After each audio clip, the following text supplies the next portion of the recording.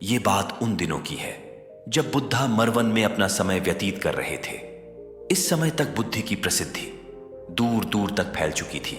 बहुत दूर दूर से लोग अपनी चिंताओं और परेशानियों का समाधान खोजने के लिए आते थे। ऐसे ही एक दिन जब बुद्धा मरवन में अपने शिष्यों को प्रवचन दे रहे थे तो एक अधेड़ उम्र का व्यक्ति अपने 20 वर्ष के पुत्र को अपने साथ लिए बुद्ध की तरफ चला आ रहा था। जब यह प्रवचन स्थल के पास पहुंच गए तो एक नजर उन पर डाली और इशारे से बैठने के लिए कहा। जब प्रवचन समाप्त हो गया और सभी लोग वहां से चले गए तो बुद्ध ने उस व्यक्ति को अपने पास बुलाया और बैठने के लिए कहा। वहां चारों तरफ हरियाली छाई हुई थी। मौसम बहुत सुहाना था और तरह तरह के पक्षियों की आवाजें गूंज रही थी। ऐसा नजारा देखकर उस व्यक्ति को अंदर से असीम शांति महसूस हो रही थी। इसके बाद बुद्ध ने उस व्यक्ति से आने का कारण पूछा तो इस पर व्यक्ति ने कहा, यह तथागर, मैं 2 दिन की लंबी यात्रा करके अपने पुत्र को आपसे मिलवाने लाया हूं। यह मेरा इकलौता पुत्र है और यह हर समय थका थका रहता है। ऐसा लगता है जैसे इसके अंदर कोई जान ही नहीं है, कोई प्राण ही नहीं है। इसका स्वभाव भी काफी चिड़चिड़ा हो गया है। अगर हम इससे कुछ भी कहते हैं तो यह हमारी छोटी छोटी बातों पर गुस्सा हो जाता है। इसके देखने की क्षमता भी उम्र से पहले ही कमजोर हो गई है और इसके बाल भी सफेद पड़ने लगे हैं। इतनी कम उम्र में इतनी बड़ी उम्र का लगना, मुझे तो कुछ समझ नहीं आ रहा। किसके साथ हो, क्या रहा है तथागर? मैं अपने पुत्र के स्वास्थ्य को लेकर बहुत चिंतित हूं। जब मैं अपने पुत्र को वैद्य जी के पास लेकर गया तो उन्होंने कुछ औषधि दी और कहा, अपने पुत्र को तनाव कम लेने के लिए कहो। वो अपने दिमाग में बहुत अधिक तनाव लेता है, इसीलिए उसकी ऐसी हालत हो गई है। लेकिन मुझे उनके बहुत समझाने के बाद भी तनाव का मतलब समझ नहीं आया। मुझे नहीं पता कि तनाव होता क्या है, ये किन कारणों से आता है और उसे कैसे अपने पुत्र के दिमाग से निकालूं। लेकिन मुझे सबसे पहले तो ये समझना है कि तनाव होता क्या है। इसीलिए तथागत मैं आपके पास आया हूं। कृपया आप मेरी समस्या का समाधान कीजिए। ये सुन बुद्ध उसके पुत्र को बड़े ध्यान से देखते हैं, उसके चेहरे को देखते हैं, उसकी आंखों को देखते हैं और फिर उसके हाथों की नब्ज को भी देखते हैं। ये सारी विधि करने के पश्चात बुद्ध उस व्यक्ति से कहते हैं, तनाव लेना तो कोई नहीं चाहता, लेकिन फिर भी यह तनाव लोगों के दिमाग को दीमक की तरह पकड़ लेता है और व्यक्ति जान भी नहीं पाता कि वह तनाव में जी रहा है। लेकिन अगर व्यक्ति तनाव के कारणों को अच्छे से समझ लेता है और तनाव के बारे में कोई ऐसा पैमाना बना लेता है जिससे वह जान सके कि वह कितने तनाव में है, तो वह इस समस्या का समाधान भी खोज सकता है। सबसे पहले तो तुम ये समझो कि तनाव होता क्या है। जब भी कोई व्यक्ति कोई काम कर रहा होता है लेकिन उसका मन कहीं दूर भटक रहा होता है, कल्पनाओं में होता है, तो उसके शरीर और मन के बीच एक दूरी पैदा हो जाती है। यह दूरी जितनी अधिक होगी, व्यक्ति उतनी ही ज्यादा बेहोशी की अवस्था में होता है और शरीर वो मन के बीच की इसी दूरी, इसी खिंचाव को तनाव कहा जाता है। आखिर कोई पसंदीदा खेल खेलने के बाद व्यक्ति चुस्ती और प्रसन्नता से क्यों भर जाता है, जबकि उसने तो अपने शरीर को थकाया है। लेकिन समझने वाली बात यह है कि खेलते समय मन और शरीर एक साथ पूरी तरह से उस खेल में केंद्रित होते हैं, जिससे शरीर और मन के बीच दूरी पैदा नहीं होती और कोई तनाव पैदा नहीं होता। और अगर दिमाग में कोई तनाव था भी तो वो भी दूर हो जाता है। लेकिन इसके विपरीत जब हम कोई ऐसा काम करते हैं जो हमें पसंद नहीं है, तो हमारा शरीर तो उस काम को कर रहा होता है, लेकिन हमारा मन कहीं दूर कल्पनाओं में भटक रहा होता है, जिससे शरीर और मन के बीच एक दूरी पैदा हो गई और तनाव ने जन्म ले लिया। इसीलिए व्यक्ति को एक समय पर सिर्फ एक ही काम करना चाहिए और अपने तन और मन की सारी शक्ति उसी एक काम पर लगा देनी चाहिए, जिससे व्यक्ति के अंदर तनाव पैदा ही ना हो। इसके बाद बुद्ध ने कहा, तनाव पैदा होने के मुख्य 8 कारण होते हैं और जिसने इन कारणों को समझ लिया वो जीवन भर तनाव मुक्त रह सकता है। मुख्य कारणों में सबसे पहला कारण है अति महत्वाकांक्षी होना। महत्वाकांक्षी होना अच्छी बात है, लेकिन क्या कभी आपने इस बात पर ध्यान दिया है कि इंसान के लक्ष्य कभी पूरी ही नहीं होते। उसका एक लक्ष्य पूरा हुआ नहीं कि वह दूसरे की तरफ भागने लगता है, दूसरा पूरा हुआ तो तीसरे की तरफ, और इस तरीके से वो अपने लक्ष्यों को पाने के लिए जिंदगी भर गोल गोल घूमता रहता है। इसीलिए जो व्यक्ति अति महत्वाकांक्षी होता है, जिसने बड़े बड़े लक्ष्य बनाए होते हैं, वह वर्तमान में कभी रह ही नहीं पाता। उसका मन सदैव भविष्य की योजनाएं बनाने में ही व्यस्त रहता है। उसका शरीर तो वर्तमान में रहता है, लेकिन भविष्य में ही रहता है, जिससे मन और शरीर के बीच दूरी पैदा हो जाती है और वह तनाव भरी जिंदगी जीने लगता है। बुद्ध के मुंह से यह बात सुन उस लड़के ने कहा, बुद्ध, तो फिर इसका मतलब है कि हमें लक्ष्य नहीं बनानी चाहिए, क्योंकि लक्ष्य बनाना भी तो महत्वाकांक्षा ही है। इस पर बुद्ध ने कहा, जीवन में लक्ष्य बनाना कोई गलत बात नहीं है, लेकिन समस्या तब उत्पन्न होती है जब वो अपना पूरा ध्यान उस लक्ष्य से मिलने वाले परिणाम पर ही लगा देते हैं और उसके परिणाम की चिंता करते रहते हैं। व्यक्ति को वर्तमान में जीना आना चाहिए। आप लक्ष्य बनाइए और उस लक्ष्य की प्राप्ति के लिए कड़ी मेहनत करिए, लेकिन साथ ही साथ आपको इस बात का भी ज्ञान होना चाहिए कि आप अभी वर्तमान में जी रहे हैं और वर्तमान ही सत्य है। बुद्ध ने आगे कहा, तनाव का दूसरा सबसे बड़ा कारण है ईर्ष्या।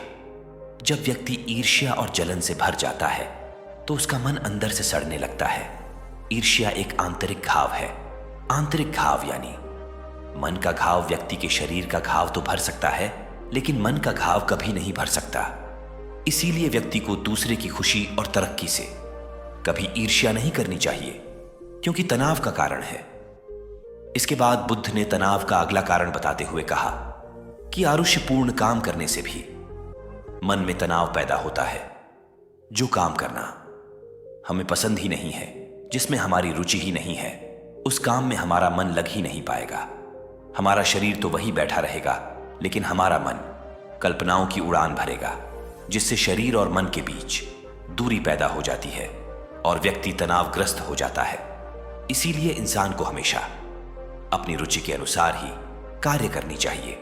अगर व्यक्ति ने यह पता कर लिया कि उसे कौन सा काम करना पसंद है और वो उसी काम को अपने जीवन का लक्ष्य बना लेता है, तो फिर वो काम उसके लिए काम नहीं बल्कि खेल बन जाता है। फिर बुद्ध ने कहा, तनाव का चौथा कारण होता है किसी दूसरे से अपेक्षा रखना। बुद्ध ने उस व्यक्ति की ओर इशारा करते हुए कहा, एक पिता होने के नाते तुम्हारी अपने पुत्र से बहुत सी अपेक्षाएं होंगी कि तुम्हारा पुत्र एक बहुत ही कामयाब इंसान बने, तुम्हारा नाम रोशन करे, जैसा तुम चाहते हो उस तरह का जीवन जिए, तुम्हारी हर बात मानी। लेकिन क्या आज तक कभी किसी की सारी अपेक्षाएं पूरी हुई है? जब भी कोई व्यक्ति किसी दूसरे से कोई अपेक्षा रखने लगता है तो वो अनजाने में अपने लिए तनाव पैदा करने लगता है। जरा सोचो कि अगर तुम्हारा बेटा तुम्हारे अनुसार काम नहीं कर रहा और वो नहीं बन पा रहा जो तुम उसे बनाना चाहते हो, तो निश्चित रूप से तुम्हारे दिमाग को तनाव पकड़ लेगा। तुम तनाव से भरा जीवन जीना शुरू कर दोगे और इस तनाव के बस में आकर तुम ऐसा व्यवहार करोगे, ऐसी बातें करोगे कि तुम्हारा अपने पुत्र के साथ संबंध और भी खराब होता चला जाएगा। इसीलिए व्यक्ति को जितना हो सके उतनी कम अपेक्षाएं दूसरों से रखनी चाहिए, और अगर पूरी तरह से तनाव मुक्त रहना है तो दूसरों से अपेक्षा रखना ही बंद कर दो। इसके बाद बुद्ध ने कहा कि शारीरिक कष्ट भी इंसान के तनाव का एक कारण होता है। जब व्यक्ति किसी शारीरिक पीड़ा से गुजर रहा होता है तो उसका पूरा ध्यान बस अपने उस शारीरिक दर्द पर होता है और वो पूरे दिन बस उसी के बारे में सोचता रहता है, जिससे उसका मन दुख के विचारों से भर जाता है और ऐसी स्थिति में व्यक्ति तनावग्रस्त रहने लगता है। यह सुन उस व्यक्ति ने कहा कि हे बुद्ध, शारीरिक दुख तो किसी भी व्यक्ति को हो सकता है, तो फिर क्या हुआ? व्यक्ति जीवन भर तनाव में ही जिएगा। इसका जवाब देते हुए बुद्ध ने कहा कि इंसान को यह बात समझनी चाहिए कि हमारा जीवन दुखों का आधार है। जैसे जैसे हमारा जीवन आगे बढ़ता है, इसमें दुखते हैं, बीमारियां आती है और फिर अंत में मृत्यु भी आती है। तो बीमारियां इंसान के जीवन का अभिन्न अंग है, कोई इनसे बच नहीं सकता।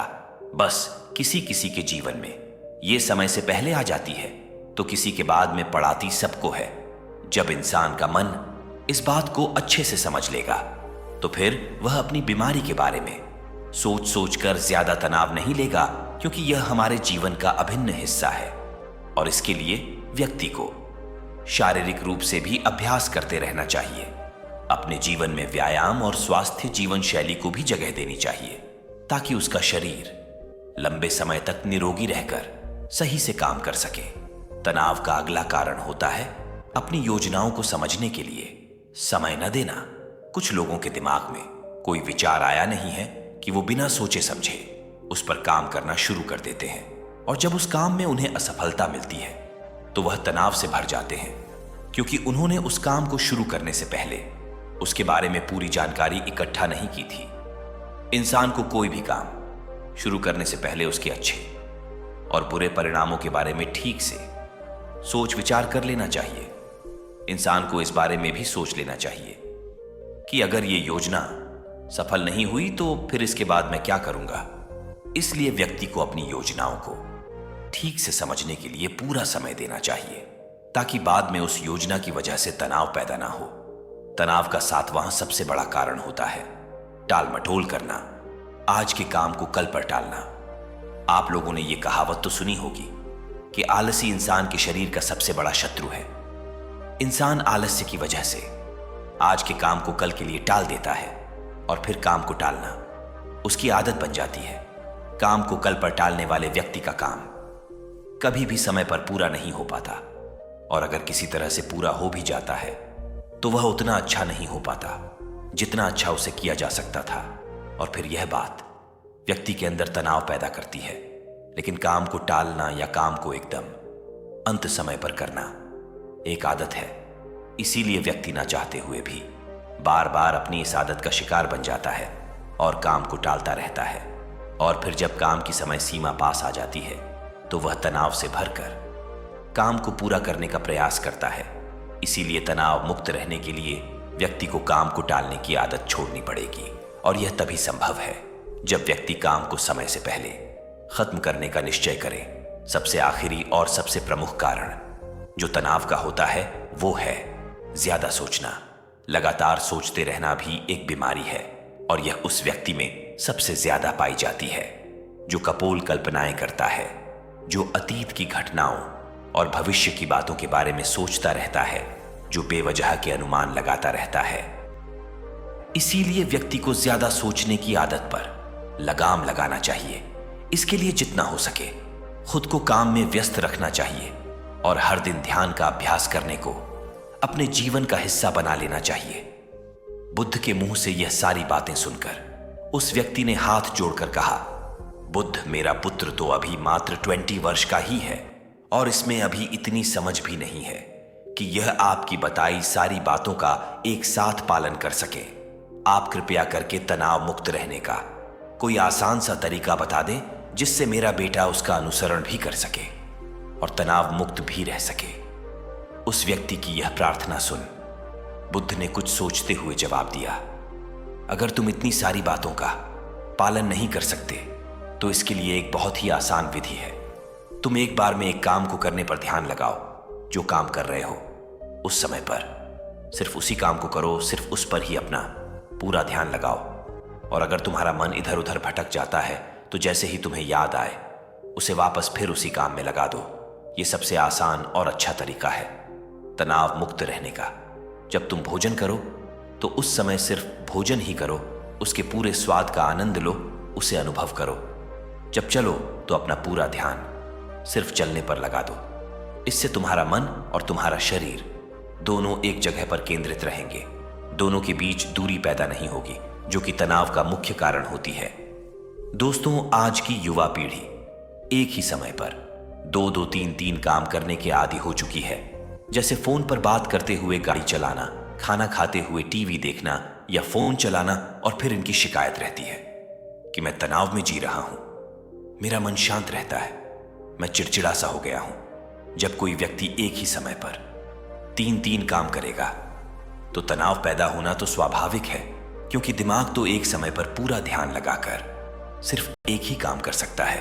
पूर्ण रूप से एक ही समय पर 2 कामों पर ध्यान कभी नहीं लग सकता। इसीलिए जहां तक संभव हो सके एक समय पर सिर्फ एक ही काम करने का प्रयास करें, वो भी पूरे ध्यान के साथ। दोस्तों, आशा करता हूं कि आपको इस कहानी से काफी कुछ सीखने को मिला होगा। धन्यवाद।